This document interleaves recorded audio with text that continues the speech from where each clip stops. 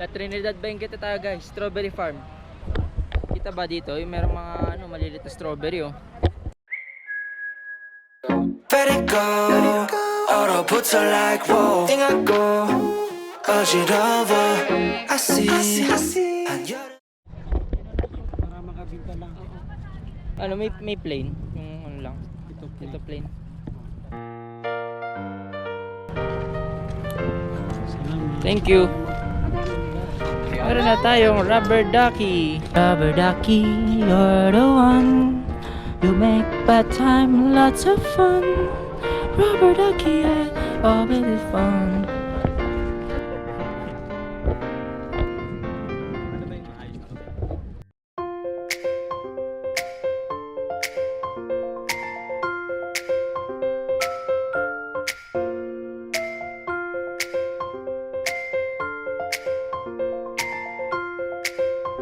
Ito mga lettuce. Oh, lettuce.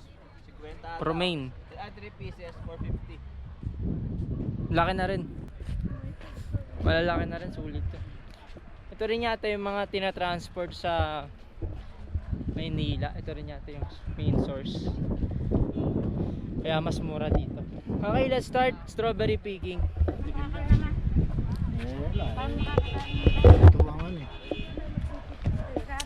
Ito lettuce. Strawberry rin. Dito siya.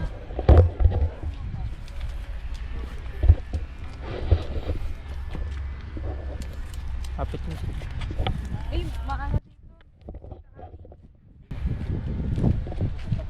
Ingat kayo. Lang ako, di man. Ingat kayo. si Alita.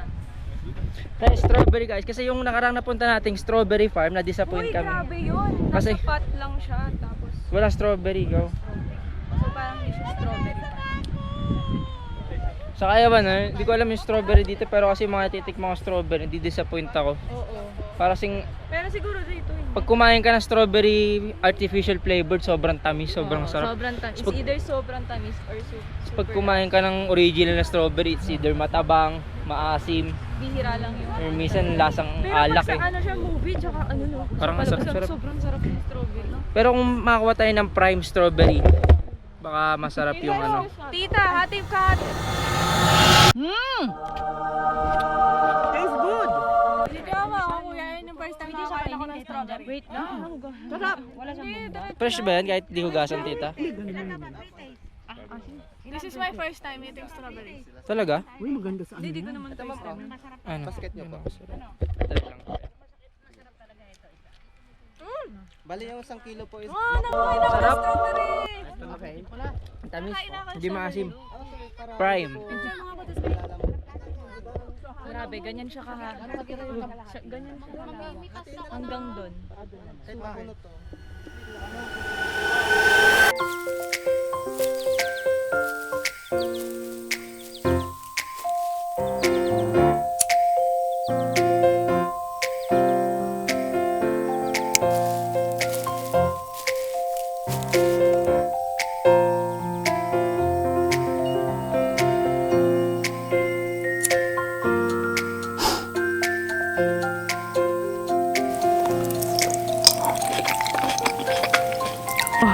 Masarap to sa nating kanina. Sarap. Uy, patingin. Wow, fresh ka po. Ang sarap! Sobrang tamis! Ang tamis!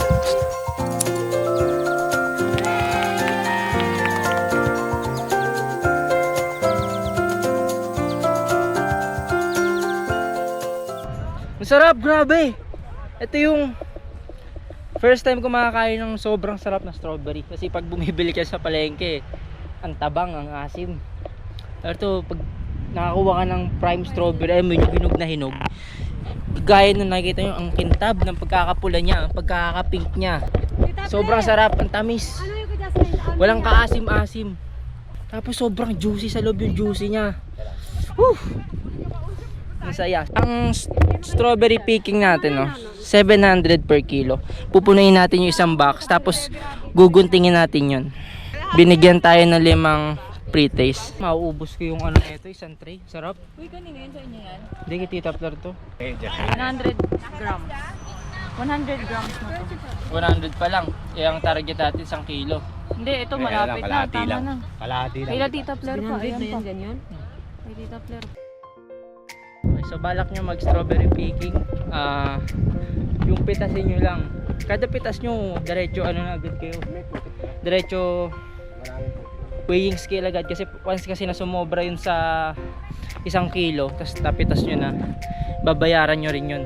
So make sure na yung pinipitas nyo, kung babayaran nyo 1 kilo lang, 1 kilo lang talaga. Yung mga bees, sa sunflower. Ano pa ba? Bukod sa strawberry farm, ano pa bang mga halaman dito? Wala kasi pangalan yung iba eh. Para tayong nasa real life Harvest Moon or real life Stardew Valley. Kalawakan yan.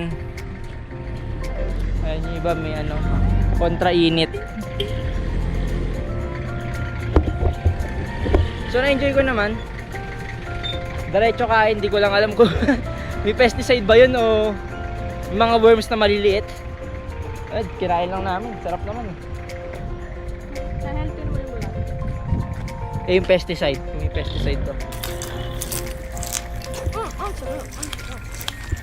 Nakapang lambot. Feeling ko magiging favorite food ko. Dito lang masarap ang strawberry. Pag bumili ko sa palengke, ang aasim. Meron pa ako tin. Remembrance na nagpunta tayo sa strawberry farm. Patangahan.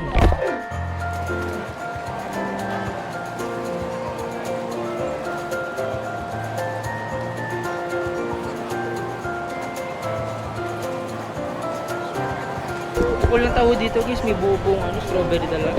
Sa may ano, artificial syrup eh, no? Sa may Tagaytay. Ito buo-buong strawberry talaga yung taho. Yan ang sabi ko sa'yo.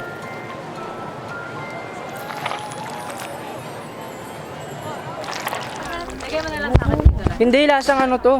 Lasang strawberry jam. Ay, weh. Ba't parang mas natatamis? Yung sa Tagaytay, lasang ano, Monami. Na candy. Na matamis. Yung strawberry na pinakabuo niya. Ang tamis. Talagang grabe legit. Pero ang mura nito sa 50. No? Sarap. Ang gusto mo ba? Sir, 5% lang yan. Ay, mas masarap. O, try mo din, sir. Mangustin white, 5% daw.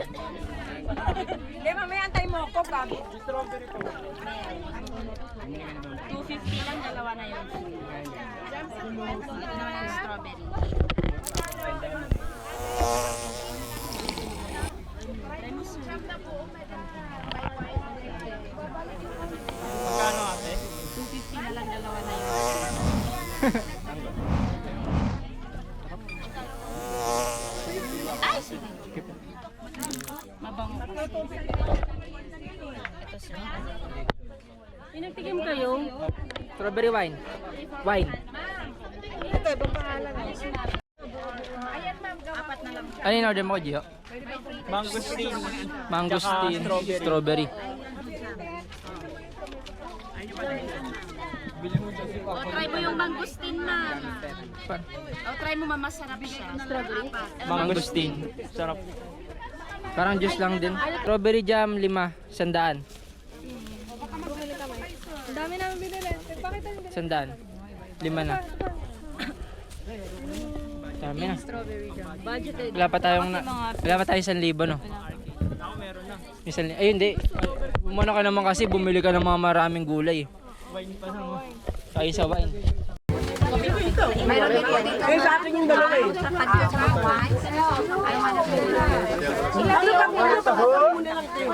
Try natin ice. Bumili ka ako, Gio. Magkano? Depende po talaga yan. Ano pa yung price range? May 40, 50, 60, 70. 50 na lang po. Siyempre kung ito yun. Kaya. Ano pa ba yun? Strawberry parehas. Opo. Wala pa avocado na yun sir. Hindi pa sa pangalan.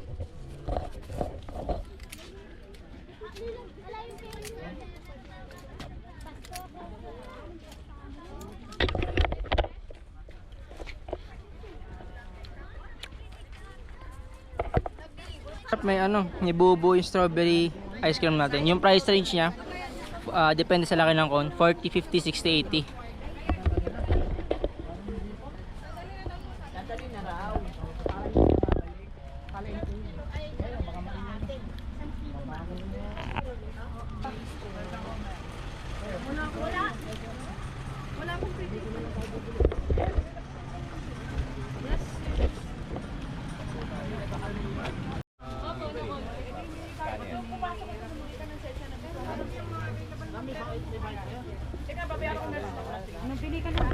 tayo ng walis tambo saka bonnet for 50 pesos. Baguio City. Nahulog yung ano ko, mic. Okay lang.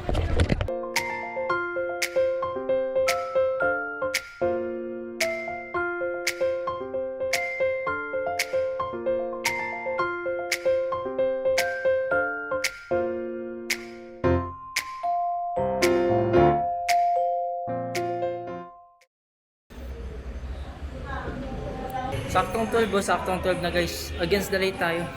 Bakit against the light? Saktong 12 na. 5th floor tayo guys. Hindi naman tayo kasi sa may elevator. It's lunchtime. Na-skip natin yung Stobosa saka yung Bell Church kasi nahirapan tayo maghanap ng parking. Kaya bumalik tayo dito sa may Baguio City. 5th floor. Marami sila maghahati-hati sa may elevator. Hindi rin naman tayo kasi mga maliit lang din naman yung elevator. Saka isa lang inagana. Ilang floor na ba ito?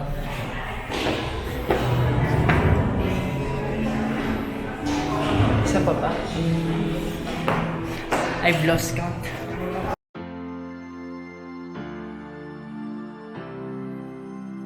Store. May mga higpipisong candy. Bird game kulay green. Mga film camera. Sa lumang cellphone. Polaroid.